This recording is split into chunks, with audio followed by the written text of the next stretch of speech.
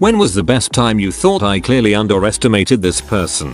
I went to my local racquetball court looking for a pickup game when I was in my early 20s. This was in San Diego back in 91-92. I was reasonably athletic and I was just starting to consider myself competent at racquetball. Anyway, the only other player there was a 70-year-old retired naval officer. He offers up a match so, lacking more athletic opposition, I accepted. Never before and never since have I ever been beaten so badly at anything.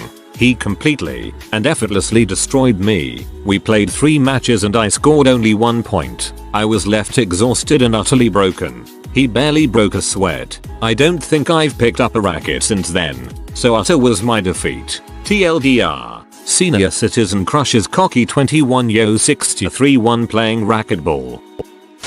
Mullet man. I met this guy, a construction worker. He was gruff, older, and rocked a long mullet. The party in the back was thick and went all the way down his back. I thought he was just a crusty, kinda white trash dude, and started calling him Mullet Man. In my head and to my co-workers, we worked for a competing firm, and saw him at industry events. Fast forward a few months, and I overheard him telling someone how his niece has cancer, and he's growing his hair out for her to have a new wig made. He heard that and treated hair works best, so he figured his would be ideal. I've never felt like such a dong. You go, Mullet Man, you beautiful human.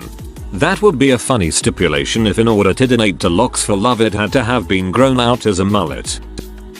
I worked at an electronics retailer 2 years ago. One day, a middle-aged farmer, and I mean farmer, complete with overalls, boots and straight build cap, came into the store looking for a cell phone. I immediately sold him the simplest, easiest phone we carried, going into great detail on every feature, including the camera, sending text messages and every imaginable part of the phone's hardware and software. The next day, the same guy comes in and I immediately think that he's having phone trouble and resign myself to an hour of explanation. He asks for an external hard drive, because he wants to move his custom kernel of Linux to his new computer. I can't remember the exact details. I was totally floored by his request. He then spots my textbook on international political economy. My boss was very forgiving of me studying in slow times, and asks me 15 minutes of in-depth questions on one of the main contemporary theorists in the field, Kulpolanai. Beyond even what myself and my classmates had asked, the class was graduate level.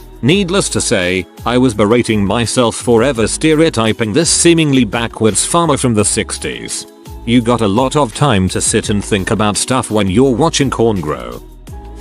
Met a guy while going through college. He was in my major and most of my classes. He was a massive stoner with no freaking brains about him. He failed almost every class due to not trying or slacking off and was always in an insane panic the last 2 weeks of classes to not fail. He ended up repeating classes a lot. At some point, I decided to switch colleges. I graduate this December. I got a LinkedIn request from him yesterday. He has finished his masters in engineer technology now and has a loads of recommendations on his profile from employers that he did internships under, all giving him glowing reviews about his work ethic. I left this guy in the dust 3 years ago. Sometime between then and now he cleaned up his act and worked so hard that not only did he close the year gap in courses between me and him due to all his failings, but he also accelerated ahead to additional years and finished a master's. How the frick did you do that, Fred? I watched you come to class high for a year and then you cram 4 years of work into 2?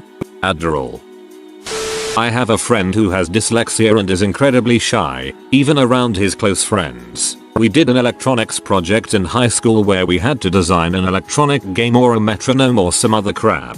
He chose to make a game and made this incredible device that played a happy little tune when you won and a sad tune when you lost. It sat in a well molded and polished box and had a segment display on the front. I was in awe sitting there with my crappy little metronome that didn't even work.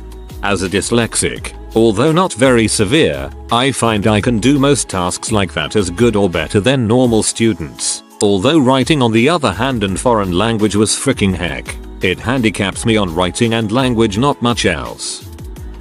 A group of family friends and I went paintballing for the first time, which ended up having a bunch of the kids against the parents. Being young and cocky, we thought it would be a stump, and marched confidently into the woods. What we forgot was that all of our parents were immigrants from Taiwan. Taiwan has mandatory military service. I was reminded of that fact rather harshly when I tried to ambush my dad. The paintball in my face pinned this fact to my memory forever. And the older generation of Taiwanese take their military service very seriously indeed. Worked with this kid who was kind of pudgy. He wanted to be a Navy SEAL. Everyone laughed. He did it. He became a Navy SEAL. I'm working as production assistant on a reality television show. We had to shoot at a record store in a very impoverished crime-laden area of the Bronx and we had a celebrity or two with us. So we hire some security people to keep the local riffraff at bay. In the past the security guys have been overzealous, rude, giant bouncer butthole like dudes. So we're filming and the celebrity walks in.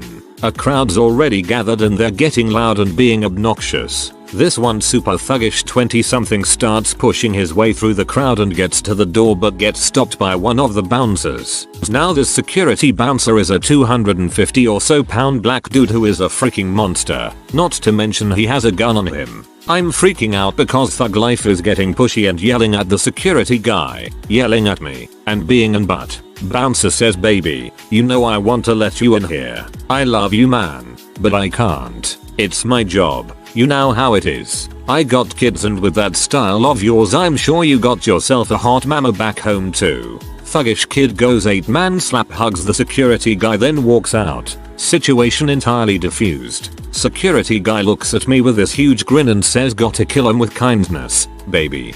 That is just the coolest and kindest line I've ever heard. Dang.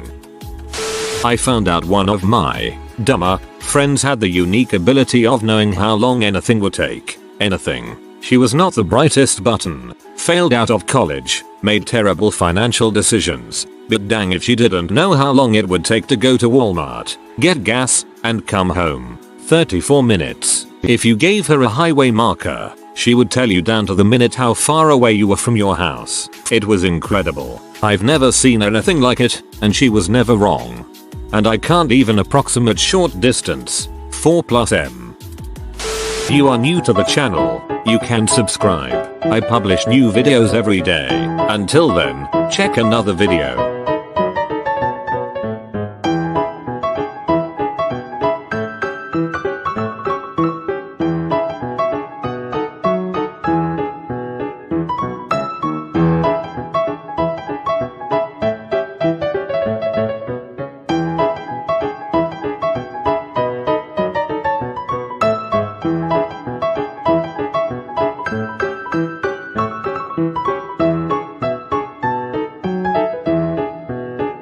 Bye for now.